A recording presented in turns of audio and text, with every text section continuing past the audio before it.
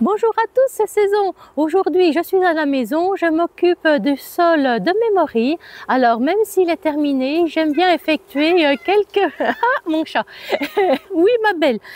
J'aime bien effectuer quelques analyses de sol pour savoir si, en fin de compte, il est vraiment bien comme il faut ou si je dois rajouter un petit quelque chose. Eh bien, écoutez, je n'en dis pas plus et je vous montre tout ça.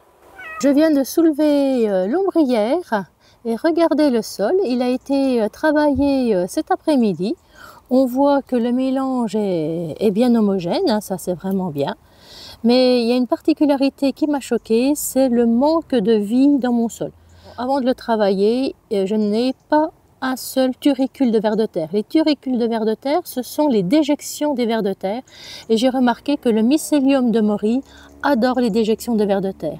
Et les vers de terre permettent aussi d'aérer le sol, même quand celui-ci commence à se tasser.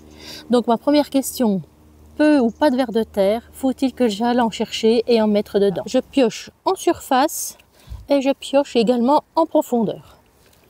Voilà. Je vais prendre une bonne gamelle de terre pour faire toutes mes expériences. Et vous voyez, hein, dedans, je n'ai pas... Ah si, regardez. Ah si, ça c'est bien. Regardez, regardez, ça c'est important. J'ai fait 3 cuillères de sol. Je n'ai que ce petit bout de vers de terre. C'est vraiment pas assez de vie pour un sol. Allez, je le remets. Hop. Et je le rebouche. Voilà. Allez, ben, je vais piocher. Hein. Je vais piocher à différents endroits. Le but, c'est d'avoir un bel échantillon sur 1 mètre carré. J'ai pris une bonne quantité de sol. Et puis, on va regarder tout ça. Je peux rebâcher. Je ne reviendrai pas sur ma planche. Je commence mon analyse de sol. Alors, première chose, je le prends dans ma main. Je regarde. Qu'est-ce que je vois? Je vois qu'il y a encore de la racine. Je vois, voilà, des petits morceaux de brisure de bois. Je sens que mon sol, regardez, il est sec, hein, il tombe, il est sec. Mon sol est trop sec. Et quand j'effrite, je ne sens aucun petit grain. Il y a de la matière, il y a du bois, il y a de la matière organique en décomposition. On voit le bois. Mais je ne sens aucun petit grain de cailloux, c'est-à-dire qu'on appelle ça des sables grossiers. Sable fin, sable grossier, je ne les sens pas sous les doigts. Et ça, c'est gênant, parce que c'est un sol qui risque de se compacter rapidement. Alors c'est vrai, hein, je n'ai jamais rajouté de petits cailloux tout fins pour faire les sables grossiers, pour éviter que mon sol se compacte. Mais c'est vrai que ce serait peut-être une idée à faire pour les années suivantes. Je vais vérifier que mon sol a assez de calcaire, qu'il a assez calcaire. Donc normalement, si je mets une cuillère de sol et que je verse un petit peu de vinaigre, je dois entendre un petit pchit, un petit peu de mousse qui va témoigner la présence du calcaire. Est-ce que... Alors on regarde. Est-ce qu'on entend quelque chose? Oui, oui, oui, oui, c'est bon. Je vois les petites bulles. Vous voyez les petites bulles? Oui, c'est bien. Mon sol est assez calcaire. Je remets plus. On regarde. Voilà. J'ai les petites bulles qui apparaissent. Vous voyez, c'est toute cette petite bulle. C'est la réaction de l'acide de mon vinaigre sur le calcaire. Hein. Ces petites bulles, c'est un dégagement de CO2, tout simplement. Lorsque l'acidité de mon vinaigre touche le carbonate de calcium. Voilà, j'ai des petites bulles de CO2 qui s'échappent et c'est ça qui me prouve que mon sol, il est bien calcaire. Bon ben voilà, en quantité de calcaire, je suis pas mal. Voilà, on voit bien hein, que ça fait, comme on dit, ça fait bien effervescence. Bon bah impeccable. Bon alors, test du calcaire réussi. Maintenant, on va passer à la suite. Je vais faire le test de la sédimentation. Allez, je prépare ma sédimentation. Alors, pour cela, je vais prendre de la terre. Allez, je remue. Hop. Je vais remplir la moitié de mon verre.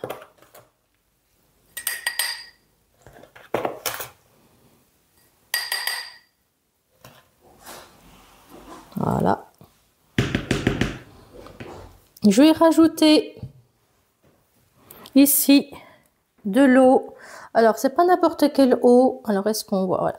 C'est de l'eau qui a un pH de 7. Je vais vous le montrer. Alors, le pH ici, il est, vous voyez, au bout de mon doigt. pH 7, hein, c'est vraiment une eau à pH 7,0. C'est-à-dire que le pH est neutre et je ferai mon test pH avec cette eau. Alors, je sais hein, qu'on n'est pas dans les pH KCl, hein, mais pour l'instant, je m'occupe de la décantation. Je vais rajouter de l'eau, une bonne quantité d'eau. Et je vais essayer de tout faire passer en solution comme un bon cacao. Allez, ben je vais mélanger. Je vais mélanger. Un bon mélange, hein, on y va.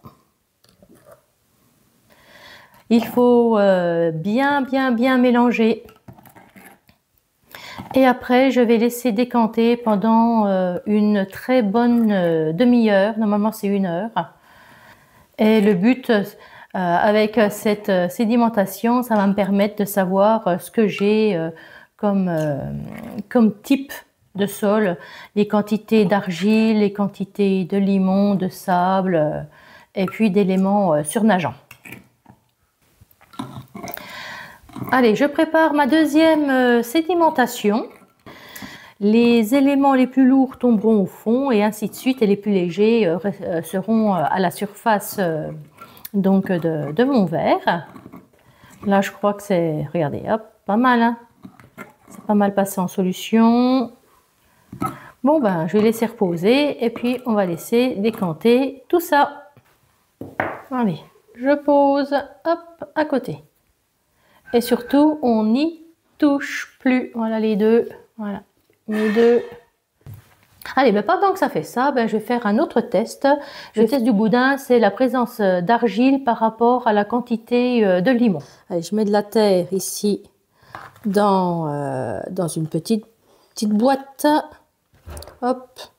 Alors là, j'ai pas besoin des racines. Hein. Les racines, ça, je peux m'en passer pour le test. Parce que le but, c'est de savoir la composition, la teneur en argile par rapport en limon. Alors, je mets, hop. Et ensuite, je vais rajouter de l'eau. Je vais pas prendre l'eau en bouteille, je vais prendre de l'eau du robinet. Là, vous voyez, ma terre, j'essaye de le faire directement dans ma main. Vous voyez ici, il se casse, ça s'effrite. Il n'arrive pas à se former. Donc là, on pourrait dire que c'est complètement limoneux.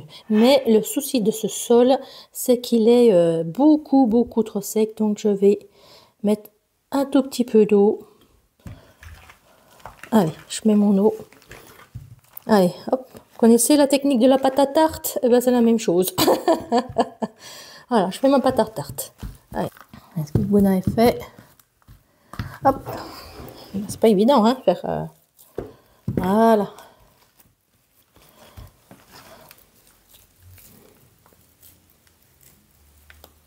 Et après, je vais regarder comment il se tient, ce boudin.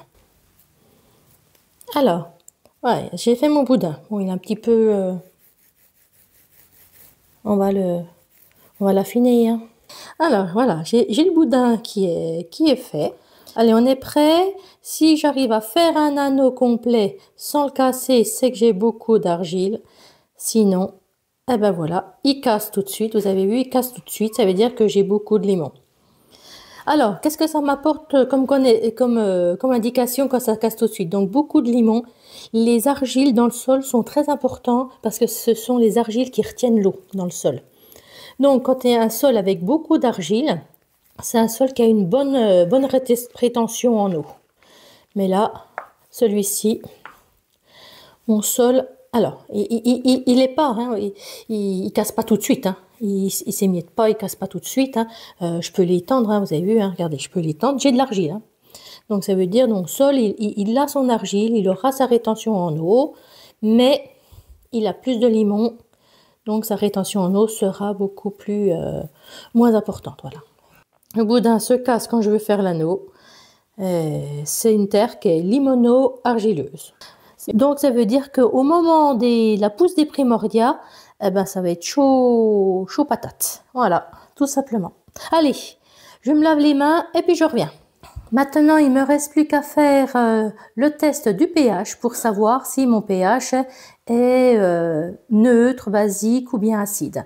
Allez, on croise les doigts. Je vais utiliser mes 2 verres de décantation pour faire le test du pH, puisque j'ai mis une eau à pH pile 7. Alors, je vais voir si en fin de compte, mon sol a fait varier ce pH de cette eau. Premier test ici, je trempe, 1, 2, je sors, hop, et on regarde. Voilà. Mon pH est à 6,5. Allez, je le laisse reposer. Allez, mauvais pH. Allez, on va passer à l'autre. On va laisser reposer un petit peu. On va voir. Allez, on plonge. 1, 2, je sors. On va regarder. Pour l'instant, on est plutôt à 6,5. Allez, je laisse reposer le temps que ça vire parce que petite bandelette. Ah, voilà. Hop, je reprends. On regarde. Alors, je suis ici, 6,5. Je tourne. Est-ce que je suis à 6,75? 6,75, 7. Ouais, je suis en dessous de 7. Hein. Je suis encore en dessous de 7. Hein. 6,75, 7. Voilà. Bon, on est proche du neutre. Alors, en général, ça peut le faire. Allez, hop. Deuxième test ailleurs. L'autre côté, on regarde. Ouais, c'est pareil. Hein. Je suis à 6,75. Alors, je sais pas comment monter.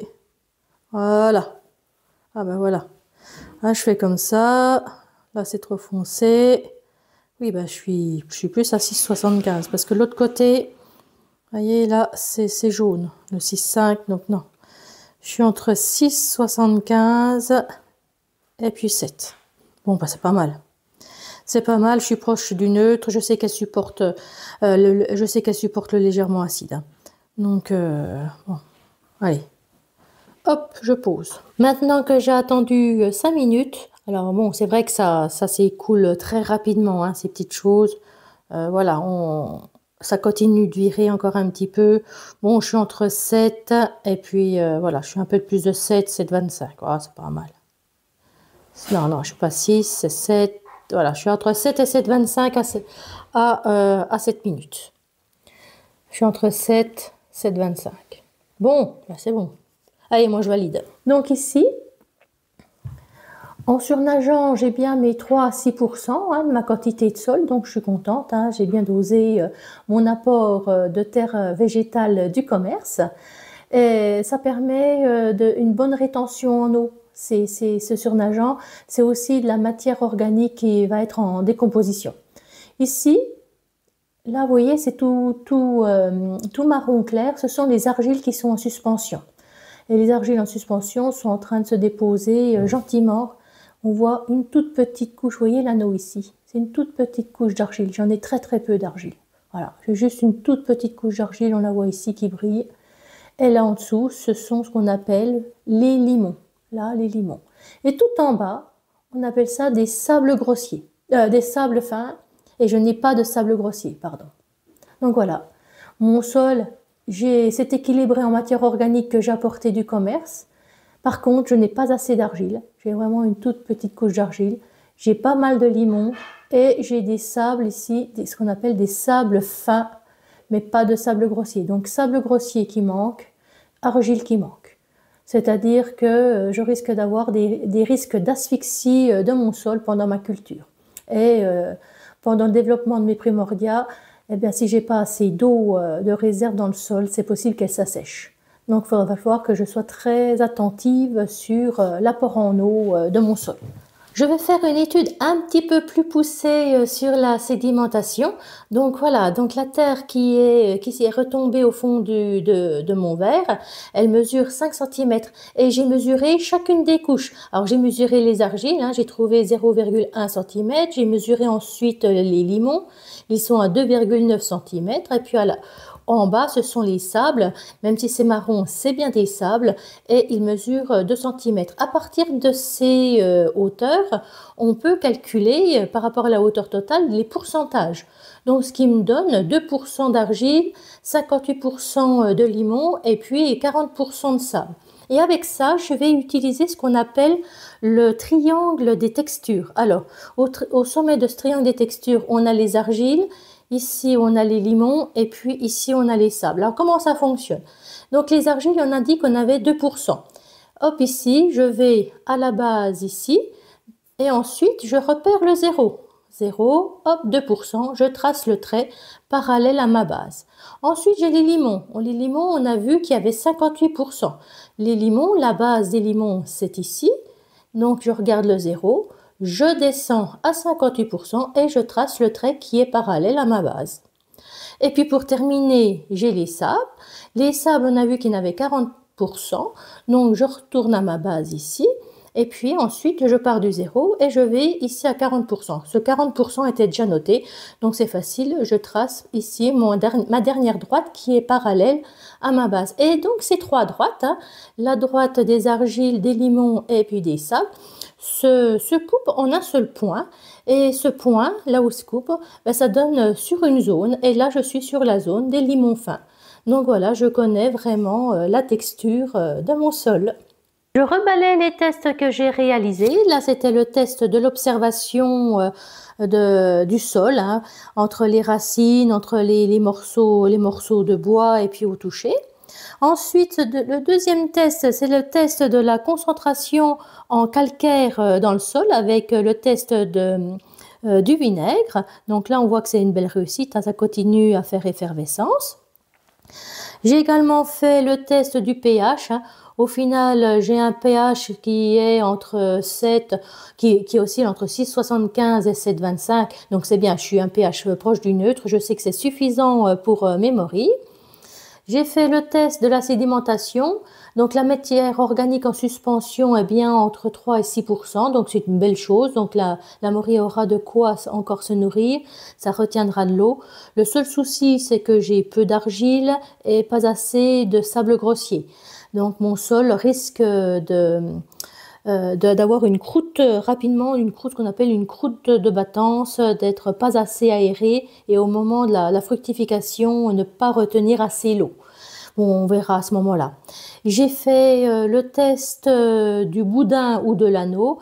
Je vois que, en fait, compte, les limons sont en quantité largement supérieure à ceux de l'argile. Hein. J'ai pas pu faire l'anneau, hein, ça casse tout de suite. Alors, tout ce que vous voyez là, ce sont des tests tout simples.